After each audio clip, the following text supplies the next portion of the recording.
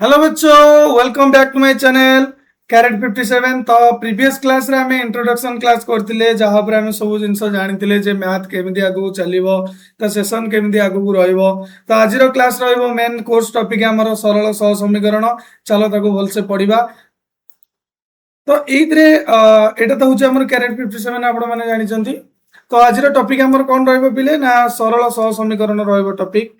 तो आपण माने एटा को भल से लास्ट टाइम देखंतु सेशन टिके आज लंबा रहइबो सरल सह समीकरण। आ कांटेक्ट नंबर किछि भी डाउट रहे देन आपण एई नंबर रे कॉल करी डाउट क्लियर करि परिबे। एटा होची मोर व्हाट्सएप नंबर आ एटा होची ईमेल आईडी जोतरे आपण माने मते मेसेज मध्य करि परिबे। ओके, चलो आमे नेक्स्ट टॉपिक को जिबा। तो टॉपिक रो ना होचे जी सरल सह समीकरण। आज रो क्लास टिके लंबा सेशन रहइबो। कोन रहइबो करि पिले ना लंबा। ओके, सेशन रहइबो आजी।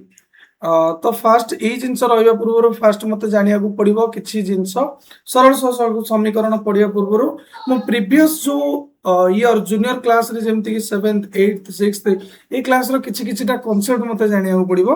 तो फास्ट मु जानिबी चल राशि कोन। फास्ट मु कोन जानिबी ना चल राशि कोन। अच्छा पिले को चल माने कोन।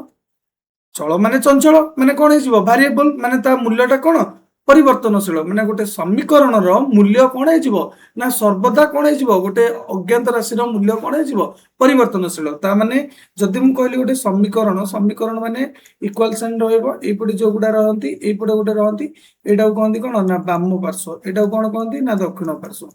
जदि मते चल राशि हिसाब रे मोर ताले एग्जांपल ले किया हबो ए बी सी जेड जेते अल्फा न्यूमेरिकल नंबर रहला। ओके, जेड जागे हला मु जदि मु x नेली बाम पार्श्व रे ताले x + 3 इक्वल टू केते नेली 5। ता माने मोटा दी प्रकार करि परिबी पार्श्व परिवर्तन मेथड करि परिबी नले एलिमिनेटिंग मेथड रे मध्य करि परिबी। अच्छा मते को ताले x केते हे जिवो ना 5 - 3 इक्वल टू केते हे गला 2 हे गला। अच्छा ताले जदि को मु आ गोटे समीकरण नेली x - 3 इक्वल टू केते नेली 2 ताले मते को x इक्वल टू कोन हे जिवो ना 2 + 3 इक्वल टू कोन हे जिवो 5। अरे पिले मते गोटे कथा को अरे एठी हेला x रो वैल्यू केते हेला 2 हेला एठी 5 हेला एमती जेते एमिति समीकरण तमे नै नै चलिबो x रो वैल्यू कोन 1 2 3 -1 -2 ओके -3 ओके -100 एमती रिपीट हे चलिबो। माने एमिति ग्यारंटी दे परिबेनी समीकरण अनुसार x रो वैल्यू कोन हुए ना परिवर्तन हुए। सेति में x होची गोटे कोन ना चल राशि बा ताकू अज्ञात राशि बोली मध्य कहंती। को राशि कहंती रे ना अज्ञात राशि बोली मध्य कहंती। बुझेला ताल मते को स्थिर राशि। वर्तमान पढ़ो स्थिर राशि कोन ना स्थिर राशि पिले कोन जार मूल्य सर्वदा स्थिर रहिबो। जार मूल्य कोन ना सर्वदा स्थिर रहिबो माने चल राशि जोतक थिला ताकू छाड़ देले आ जोतक रहले सब तो कोन जे स्थिर राशि।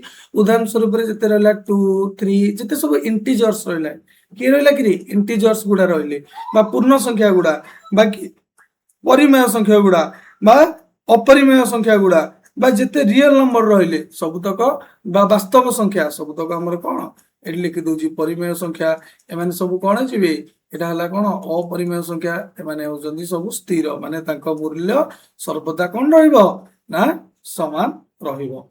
जिसे जेमितिया इक्वेशन हो जेमितिया समीकरण हो सबले मूल्य तांकर स्थिर किंतु अज्ञात राशि रो मूल्य समीकरण अनुसार नै कि कोन हुए ना परिवर्तन हुए। ए हला कोन ना वास्तव संख्या। बुझेला तबे पूर्व माने श्रेणी रे पढिथिबो जे पॉलिनोमियल कोन रे पिले ना पॉलिनोमियल कोन मु बेसी डिटेल ले कहूनी खाली टिके आईडिया दे दोची ताकि सरल सह समीकरण रे अज्ञात राशि को घात को राशि एक घाती दुई घाती ता विषय जानिया पे सेटा मु डिटेल हल्का हल्का टिके कहि दोची। नोट रे अछि आपण तमे माने पढि परिबो जे भी पाइबो। पॉलिनोमियल होची कोन ना पॉलिनोमियल होची एक बीजगणितिक परिप्रकाश जेउथिरे कोन हुए ना चल राशि रो घात केवल अण ऋणात्मक पूर्ण संख्या होइतिबो।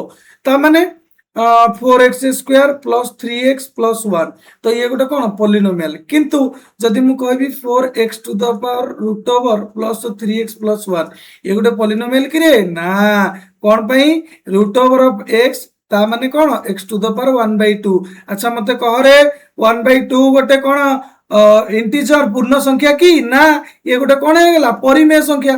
तो ये गोटे कोन पॉलिनोमियल हे परिबो नाही। अच्छा आ गोटे धर मु तते एग्जांपल देली रे कहली कि तते ना x⁻−2 + 3 okay plus 2x equal to 0 कहली मते कह एटा गोटे पॉलिनोमियल हो कि रे अरे ना कोन पई ना घात चल राशि रो घात सब बेले कोन हबो ना पूर्ण संख्या हबो हैला पूर्ण संख्या हबो ना केमितिया पूर्ण संख्या अण ऋणात्मक पूर्ण संख्या अण ऋणात्मक माने कोन सब बेले पॉजिटिव धनात्मक हबो कोन हबो रे धनात्मक ताले उदाहरण रो को की हबो अच्छा ये गोटे पॉलिनोमियल हबो ये हबो कि रे हाँ ये हबो अरे ना ये हबनी कारण ये गला कोन एक्स स्क्वायर प्लस 1/x को मु लिखि परिबी कोन ना 1/x इक्वल कोन x टू द पावर -1 एट लिखली x टू द पावर -1 ये हबो कि ना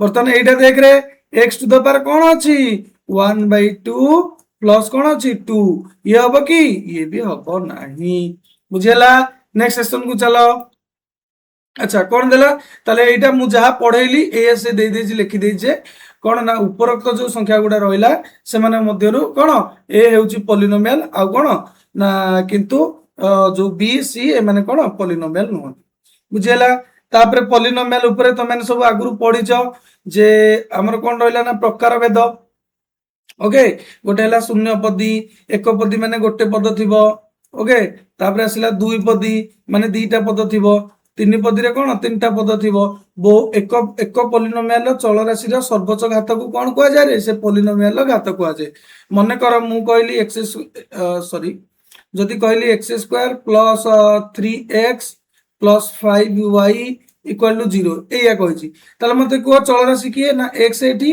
आ के y भी चल राशि ताले चल यार घात किछि नै माने केते अछि 1 x रो घात केते अछि 1 किंतु एटी x रो घात केते अछि 2 तो या को कहबा कोन ना 2 घाती कोन कहबो ना 2 घाती कोन केतरा चल राशि अछि गोटे दीटा 2 घाती 2 चल राशि थिबा 2 चल राशि थिबा पॉलिनोमियल बुझियला ना बुझियला नि रे नोट टाकू भलो रे रिवाइज करो भलो रे पढ़ो एक बीजगणितिक परिप्रकाश जेउथरे चल राशि रो घात एक अखंड संख्या हुए ताको कोन कहंदी बहुपद संख्या कहंदी कोन कहंदी रे बहुपद संख्या कहंदी अच्छा तो नेक्स्ट सेशन को चलो बर्तमान आमे पढिबा कोन ना घातर आधार बर्तमान कुह बहुत सरल बहुपद मन कितारे जे सरल बहुपद या माने कोन बहुपद या माने तार बीजगणित परिप्रकाश होची ax plus b equal to कोन है 0 माने घात केते थिबो 1 थिबो सेमिति 2 घात केते थिबो 2 घातर बीजगणित परिप्रकाश कोन ax square plus bx plus c equal to कोन हैला 0 सेमिति 3 घात कोन 3 घातर कोन है ना ax cube plus bx square plus कोन ना cx plus d equal to कोन हैला 0 मु एटा सब गोटे गोटे डकै छी जे 3 घातर देखो एट सब डकै छी सरल बहुपद तार हैला कोन x प्लस b द्विघात बहुपद रो x square plus bx plus c तीन घातर एटा शून्य बहुपद रे केवल थिबो घातर केते 0 थिबो या माने कोन 1 जे कोनोसी माने चल राशि हो से नॉर्मल संख्या हो तार घात 0 हैला माने तार मूल्य सर्वदा केते हिजबो 1 सर्वदा केते हिजबो रे 1 ताकू भलो रे मन रखो अच्छा सहग चल राशि पाखकू जहा भी लागि थिबो ताकू कहै जिवो कोन सहग एग्जांपल कहली 2x स्क्वायर ओके एडी x स्क्वायर सहग केते ना x स्क्वायर सहग होची केते 2 एग्जांपल धर मु कहली 2x स्क्वायर माइनस 3x मते को x रो सहग केते ना x पाखकू किए लागि छि ना -3 माइनस बी मेंशन करिबारे -3 माने कोन कि रे ना -1 को गुणा हेछि 3 रे तो 3 रो सहग के जो x रो सहग किए जिवो 3 भी होबो -1 होबो ए दिटा गुणी देले आंसर हे जाय कोन -3 हे जाय बुझियला नि कि रे नेक्स्ट सब्जेक्ट को चलो अच्छा तो ये सहग ऊपर हमर सब जिंस गला मु तार सब नोट दे देबी तो माने कोन करबो ना ताको सब रीडिंग करिकि पढिबो ओके ए सब पढिबो तमे एता डिटेल पढेले ना क्लास बहुत लंबा हे जिवो तो सरल सह समीकरण कोन ना दुईटी सरल सह समीकरण होची कोन ना दुईटी चल राशि थिबा समीकरण रो मूल्य निर्धारण करिबा ओके दुईटी मूल्य निर्धारण करिया पई विभिन्न हमर कोन पद्धति अछि एक रे पडिया प्रतिकल्पन अपसारण वज्र गुणन क्रमांक नियम आगो पडिबा लेखचित्र अच्छा मु गोटे कहूची एठी सरल सह समीकरण रो कोन ना सरल सह समीकरण बा ताकू समीकरण मध्य कहती। ओके समीकरण बा खाली समीकरण मध्य कहती। यार मते कुह गोटे बीजगणितिक परिप्रकाश अछि कोन अछि बीजगणितिक परिप्रकाश जार मूल्य होची ax plus by plus c equal to 0 जोतरे कोन ना घात केते थिबो ना घात थिबो 1 माने एक घाती आउ चल राशि केतेटा थिबो चल राशि केतेटा थिबो रे पिले ना 2 थिबो केते थिबो 2 थिबो मन रख तो 2 मते सरल समीकरण पढ़िबा हमें मुख्य जिंस मुंड रे पुरे दियो आमे जो अज्ञात राशि बा चल राशि x आ y रहिला तार मूल्य बाहर करियो तार कोन बाहर करबा मूल्य बाहर करबा। अच्छा मते कुह मूल्य बाहर करिया पई दीटा चल राशि मूल्य बाहर करिया पई मिनिमम सर्वनिम्न हमकु हमकु कोन दरकार ना दुईटी समीकरण दरकार केतेटा दरकार दुईटी कोन ना सरल समीकरण दरकार सरल समीकरण आवश्यक भल रे डिटेल ले बुझ कांसेप्ट गोटी गोटी बुझौची बुझियला तापर क्वेश्चन आंसर करिवि डिटेल्स रे बुझ जदी बुझी न पारछो आउ थरे ताकू काटी की पछरु रिवाइज करी देखो। तो सर्वनिम्न केतरा मूल्य दुईटी मूल्य थिबो ता माने जदी गोटे इक्वेशन मोर a1x ओके a1x सॉरी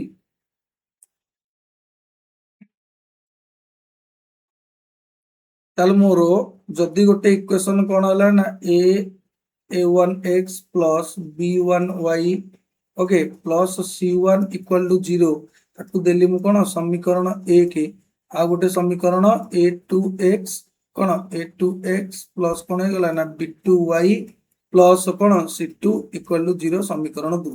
तो सरल समीकरण रे मते दुईटी चल राशि देथिबो गोटे घात देथिबो ताले मते x आ y रो मूल्य मते निर्धारण करिवार अछि ताले मूल्य निर्धारण करिया पे मते सर्वनिम्न दुईटी समीकरण दैथिबो सर्वनिम्न केतेटा दुईटी समीकरण। अच्छा ताले हमें x आ जो x रो मूल्य केते आ y रो मूल्य केते बाहर करिया पई हमें एही पांच गोटी पद्धति माध्यम देई जिया पड़ो एक रे प्रतिकल्पन दुई रे अपसारण तीन रे वज्र गुणन चार रे कोन आसला क्रमांक नियम पांच रे आसला लेखन सूत्र। ओके ए जो आगो चारटा नहीं ए आगो चारटा हमें पढ़िबा 1b रे कार पढ़िबा 1e रे केवल लेख चित्र ऊपर कांसेप्ट पढ़िबा हमें 1a रे अनुशीलनी गुडा अछि बुझियला।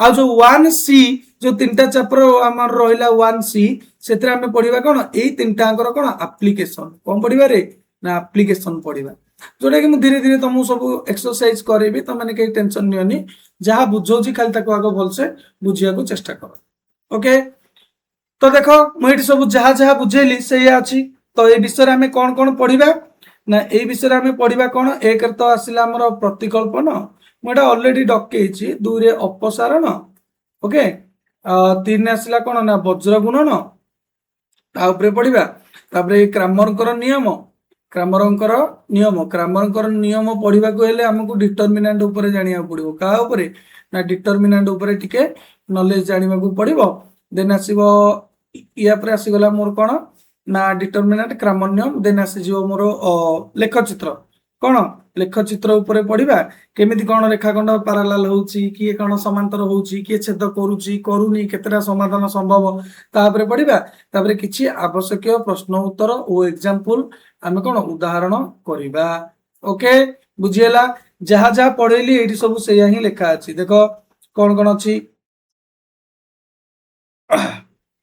देखो ये अच्छी जे ये कौन अच्छी ना सरल सह समीकरण होउची दुईटी अज्ञात राशि दुईटी रखिक जहां एक संगे समाधान करी एक्स वाई रो मूल्य करा जाए ए समीकरण साधारण रूप होउची माने दुईटा समीकरण मोर दरकार सरल रूप होउची एटा एटा जेउटारे ए बी सी वास्तव संख्या ए बी जो कौन जीरो हो नथिबे दुईटांग कौन जीरो हेई नथिबे।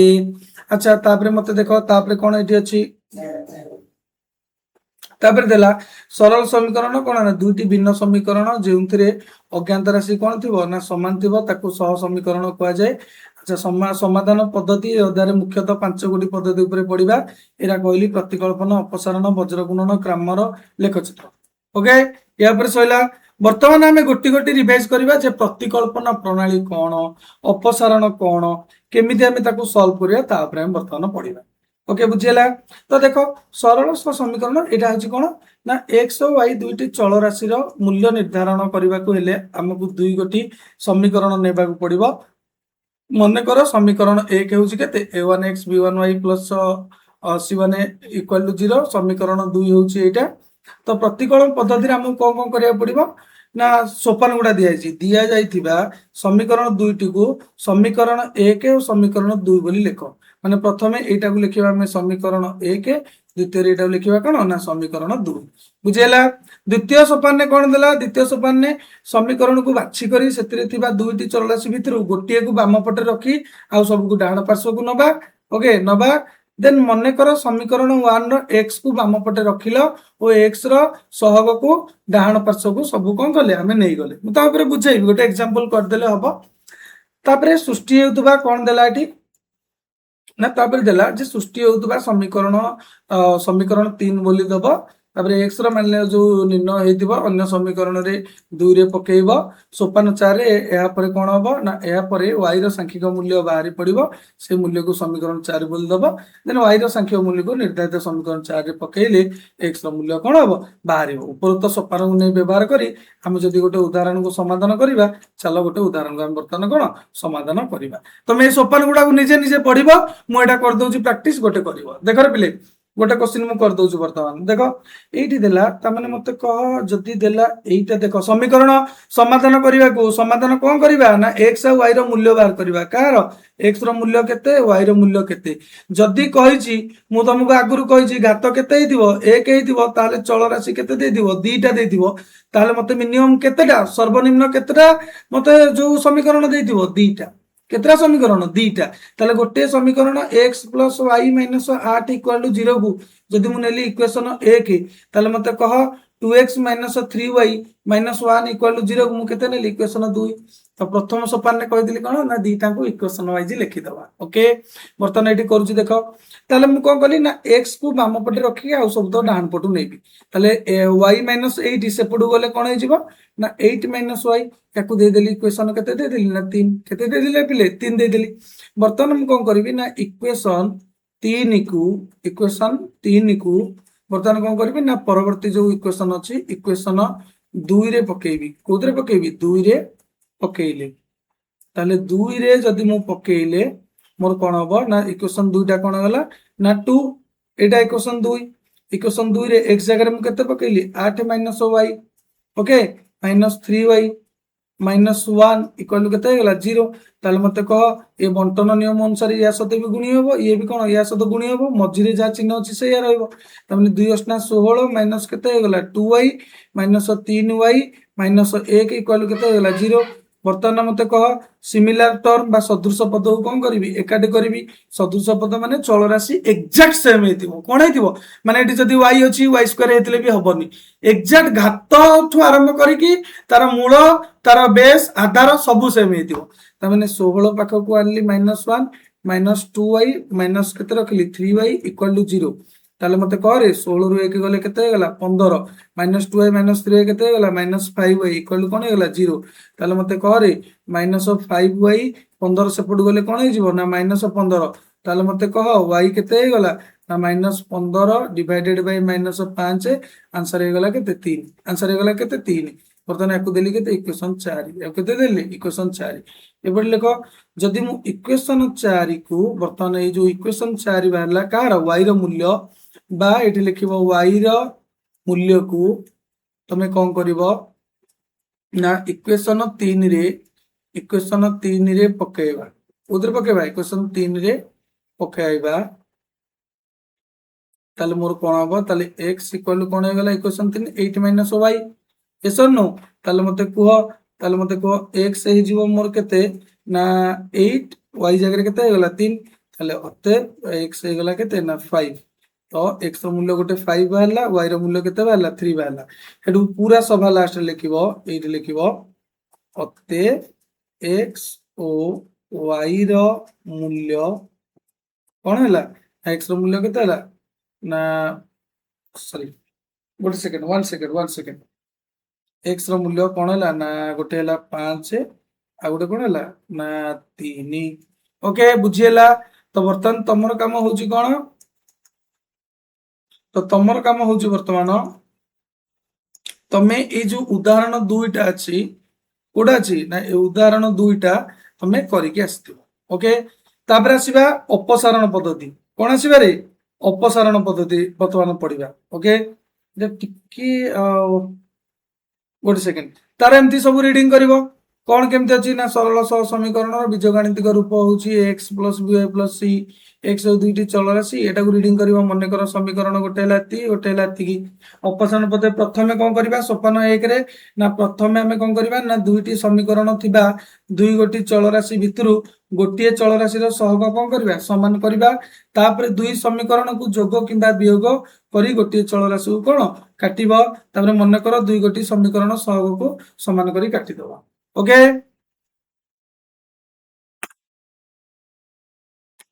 तापर यार नेक्स्ट सोपान सह बर्तमान तार आम कौन उदाहरण करवा कौन करें पिले उदाहरण करवा उदाहरण करदे तुम सोपान गुड़ा को जब थे रिडिंग करदब ना ताल संपूर्ण कौन हो क्लीयर हो टेंशन नियनि सब गोटे गोटे मुझे जार जोटा डाउट होची सोपान गुड़ा को आउथरे पढ़िबो देन करिवो अच्छा सेटा एक्स और वाई रो कोन सब पद्धति हमर लेख चित्र अपसारण वज्रगुणन क्रमर नियम प्रतिकल्पन सबुतरे मु मूल्य बाहर करबी कहार एक्स और वाई रो ही मूल्य बाहर करबी कार मूल्य करे एक्स और वाई रो तामले एठी समीकरण गोटे देला x - y - 3 = 0 समीकरण केते हैला 1 समीकरण 2 देला कोन ना 3x - 2y - 10 = कोन देला 0 इक्वेशन केते देला 2 अच्छा मते कह मु कहि कोन ना प्रथम सोपान ने कोन करिवो ना x रो सहग हो किबा y रो सहग हो फास्ट समान करी कोन कर दबो काटी दबो अच्छा एठी देखो x रो सहग किछि नै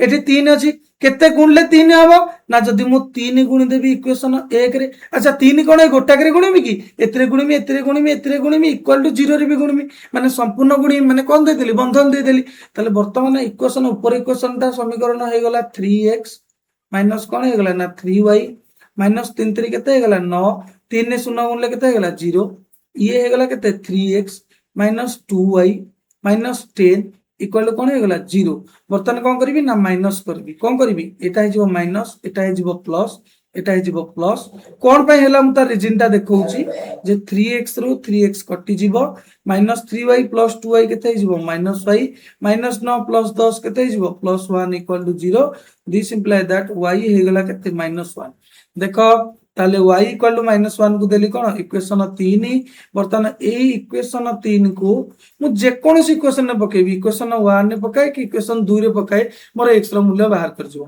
मन कर इक्वेशन 3 को मु पकेली कोन ना इक्वेशन 2 रे केतरे पकेली इक्वेशन 2 रे पकेली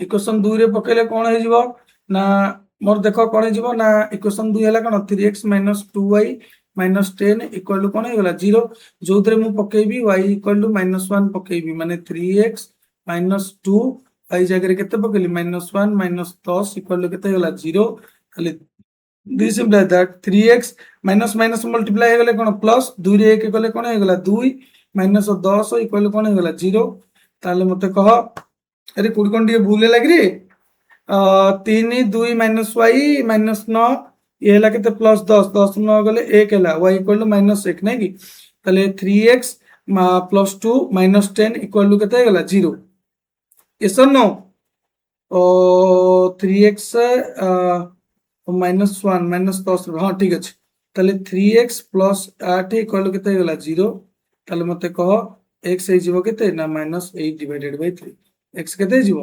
-8 / 3 ओके ताले मते पिले कुहरे 8 तो थिला 3x - 3y - 9 = 0 धर एतिक अछि बाम पटे एतिक अछि सेतु जदि मु माइनस करबी 3x - 2y - 10 माने मु एई जो जिंसटा केमिति हैला एटा को मु कोन करू ना बुझौछि एटा कोन पय हमें एमति नौचे बोली मु एटा कोन करू ना बुझौछि बुझेला अच्छा रुओ टिके पिले रुओ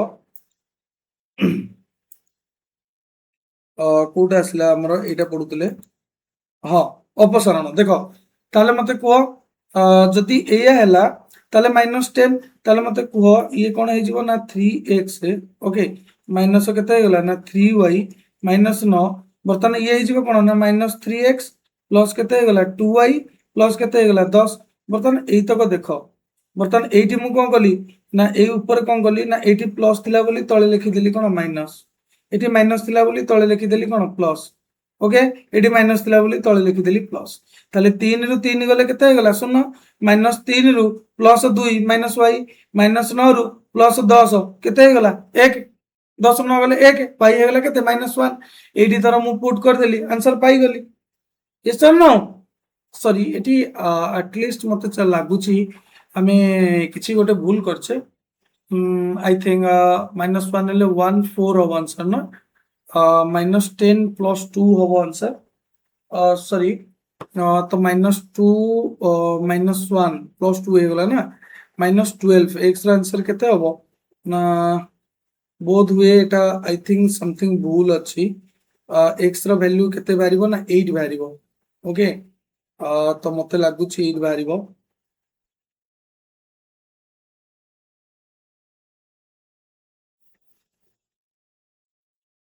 ମୁଁ ଏଟାକୁ ଆଉଥରେ କରୁଛି। ଯଦି y ର 1 ର ମୂଲ୍ୟ x = 4 ବାହାରିବ। ଓକେ, କେତେ ବାହାରିବ କି ପିଲେ 4 ବାହାରିବ। এটা ଟିକେ ଭୁଲ ଅଛି ଆଇ थिंक। ଦେଖ କ'ଣ ହେଲା ନା, ଯଦି y = -1 କୁ ମୁଁ ଇକ୍वेସନ 1 ରେ ପକେଇବି, କେତେ ଇକ୍वेସନ 1 ରେ, ତାହେଲେ ଇକ୍वेସନ 1 ରେ ଯଦି ପକେଇବି ତାହେଲେ ମତେ କୁହ ନା x - y - 3 = କେତେ ହେଇଗଲା 0। তাহলে this implies that x minus of y জায়গায় কেতে পকেলি -1 -3 = 0। তাহলে x plus 1, ওকে, -3 = কেতে হয়ে গেল 0। তাহলে x কেতে হয়ে গেল না, x - 2 = 0। তাহলে x হয়ে গেল কেতে 2, x কেতে হয়ে গেল কি 2 হয়ে গেল। ওকে, বুঝিলা? আচ্ছা, তাহলে এমতি সমীকরণ দুইটাକୁ ଯୋଉ ଏକ୍ସାମ୍ପଲଟାକୁ ତମେ ନିଜେ କର। ଏଟା କଣ କରିବ, ନିଜେ କରିବ, ନିଜେ କର, ନିଜେ ଯେତେ ପ୍ରାକ୍ଟିସ କରିବ ସେତେ ଭଲ ହବ। ଓକେ, ବୁଝିହେଲା? ତାପରେ ଆମେ ପଢିବା କଣ ନା, ତାପରେ ଟପିକରେ ଆମେ ଷ୍ଟାର୍ଟ କରିବା ବଜ୍ର ଗୁଣନ। କଣ ଷ୍ଟାର୍ଟ କରିବା ରେ, ବଜ୍ର ଗୁଣନ। ମନେ ରଖ ସେ ସେମ୍ ଜିନିଷ, ସବୁଥିରେ ଆମେ କଣ ବାହାର କରିବା ନା x ଆଉ y ର ମୂଲ୍ୟ ବାହାର କରିବା। କାର ମୂଲ୍ୟ ବାହାର କରିବା ନା x ଓ y ର ମୂଲ୍ୟ ବାହାର କରିବା।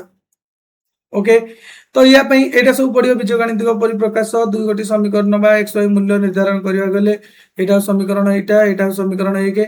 तो मन रख या पई फार्मूला खाली डायरेक्ट फार्मूला मन रखिबो b1 c2 - b2 c1 = y divided by c1 a2 - c2 a1 equal कोन होला 1 डिवाइडेड बाय कोन होला a1 b2 - a2 b1।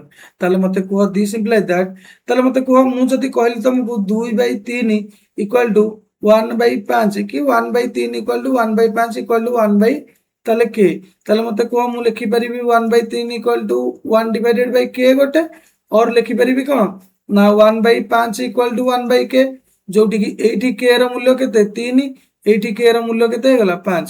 ताले मते को ए जो पॉइंट रो मु कोन लिखि परिबी ना, मते को जे x divided by b1 c2 - b2 c1 equal to हे जिवो ना 1 डिवाइडेड बाय कोन ना a1 b2 माइनस कोन हे जिवो ना a2 b1। ओके, ताले मते को एडु मु वैल्यू बार करबी, ताले x र मूल्य ये कोन हे जिवो ना एठी वज्र गुणन हे जिवो, सॉरी वज्र गुणन कहूची क्रॉस मल्टीप्लाई हे जिवो।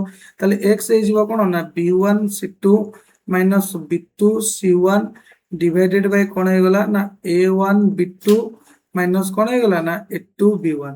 ये होची कार ना x र मूल्य बाहर करिया पे डायरेक्ट फार्मूला। अच्छा, a1 कोटा b1 कोटा मु सब कहबी, या गोटे एग्जांपल ले नेले बुझी जिबा। सेमिति मोर y कोन हबो ना y हे जिवो ना c1 सॉरी कोन ना c1 a2 minus c2 a1, okay, divided by a1 b2 minus कोन हे जिवो ना a2 b1। ओके, सेम जिनस हबो, किछि असुविधा नै, बुझियल नै। तो चलो नेक्स्ट वर्तमान ताकू टिके देखिबा। सेटा जहा पढिछि से ही नोट रे एतबो लिखा है छला x रो, तो x एठी केते हे गला एटा देखो, एटा पढियो सब। ओके,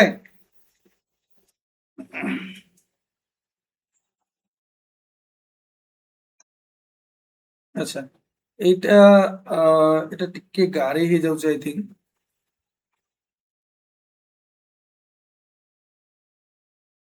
हाँ, एटा टिके गारे ही जाउ आई थिंक, टिके भलसे काम करूनी।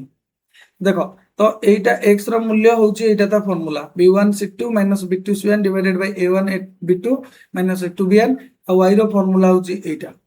ओके चलो गोटे उदाहरण उपरोक्त गाणितिक सूत्र को लेकिन आम गोटे उदाहरण को वज्र गुणन माध्यम कौन करवा ना समाधान कर एक्स वाई कौन करवा ना मूल्य बाहर करवा कौन बाहर करवा मूल्य बाहर करवा। ओके तो बर्तमान देख अच्छा गोटे समीकरण सबुथ देख तुम दीटा समीकरण से देव कारण चलराशि दीटा आउ गोटे जदि घात अच्छी दीटा समीकरण से दबा बाध्य। ओके तो प्रथम समीकरण को देली एक्स प्लस कौन होगा ना 2y प्लस 1 को देली 0 इक्वेशन केते देली 1। अच्छा ताले मते कह 2x minus 3y minus 12 equal to 0 को देली केते इक्वेशन 2 केते देली इक्वेशन 2 ताले मते कह फास्ट होची कोन ना फास्ट रो रिप्रेजेंटेटिव फॉर्म टा कोन ना a1x plus b1y plus c1 equal to कोन होगा 0 तळटार पुनी कोन सेकंड रो a2x प्लस कौन होगा ना b2y plus c2 equal to केते होगा 0 यस और नो ताले मते कह ताले a1x रे एठी a1 केते हला a1 माने कोन x रो सहग किछि नै माने केते अछि किछि नै माने केते अछि कि रे शून्य अरे नाही किछि नै माने 1 मल्टीप्लाई जदि शून्य मल्टीप्लाई हेइतांदा ताले से टोटली 0 हेइतांदा x भी शो कर न थांदा ताले a1 होची 1 b1 हेगला केते 2 c1 हेगला केते 1 सब गोटे जदि डाहाण पटे अछि सीटा सब बेले बाम पटु को आनिमो हला। अच्छा ताले a2 हेगला मोर एठी केते 2 b2 हेगला केते -3 c2 हेगला केते ना -12 ताले मते कह रे फार्मूला कोन जानछि ना x b1 c2 b2 c1 divided by कोन हेगला ना a1 b2 माइनस कोन हेगला a2 b1 तारे कहरे b1 मोर केते एटी ना 2 गुणन c2 केते गिरे ना -12 ताले माइनस b2 केते गिरे ना -3 ओके c1 केते गिरे ना माइनस सॉरी खाली 1 डिवाइडेड बाय a1 केते गिरे ना 1 b2 केते गिरे ना -3 माइनस a2 केते गिरे हला 2 ओके b1 केते गिरे b1 हला केते ना 2 ताले मते कह 12 दुगुणे केते हेगला ना -24 ये केते हेगला माइनस माइनस कोन हेगला प्लस 3 के केते हेगला +3 डिवाइडेड बाय 3 के केते हेगला ना -3 ये केते हेगला -4 26 रु 3 गले केते हेगला ना -21 डिवाइडेड बाय केते हेगला -7 जोटी के आंसर बारिबो केते 3 जोटी आंसर केते बारिबो 3 ओके ताले एठी मोर x रो मूल्य बाहरला केते 3 यस और नो। अच्छा सेमती y अच्छा मते कह रे y कोन y होची कोन ना c1 a2 c2 a1 divided by कोन होला ना a1 b2 a2 b1 okay तो एठी मोर कोन हे गला ना c1 केते गिरे ना 1 गुणन a2 केते गिरे ना 2 माइनस c2 केते गिरे ना -12 a1 केते गिरे ना 1 केते गला 1 डिवाइडेड बाय ए देखो एटा जहा एटा कोन सैया तो मु डायरेक्ट लिखिली कोन 1 गुणन -3 माइनस 2 गुणन केते गला 2 ओके ताले मते को एठी केते हिजबो ए तळे कर दोची ताले 2 के केते गला 2 के 2 माइनस माइनस कोन हे गला प्लस तबने 12 के 12 डिवाइडेड बाय तळे हे गला 3 के -3 ये गला -4 तो ये गला 12 2 केते गला ना 14 डिवाइडेड बाय केते ला -7 जोटी की मूल्य होबो केते -2 केते गला तो एठी ऊपर एमते लिखि देबो ता तळु को लिखिबो एठी तळे लिखिबो अतएव x ओ y रो मूल्य केते गला ना 3 -2 बुझेला ना बुझेला नि रे बुझेला तो अच्छा ताले सेमिति तमे कोन करबो ना ए जो 2 टा तमे निजे प्रैक्टिस करो निजे करिवो निजे करो बुझेला सांगे सांगे बुझेबो जति सांगे सांगे तुम प्रैक्टिस कर देलो ताहल तमरो सब बेले कोन हे जीवो ना सब बेले सांगे सांगे मने रहि जीवो कोन रहइबो रे एटा मने करो एटा निजे करो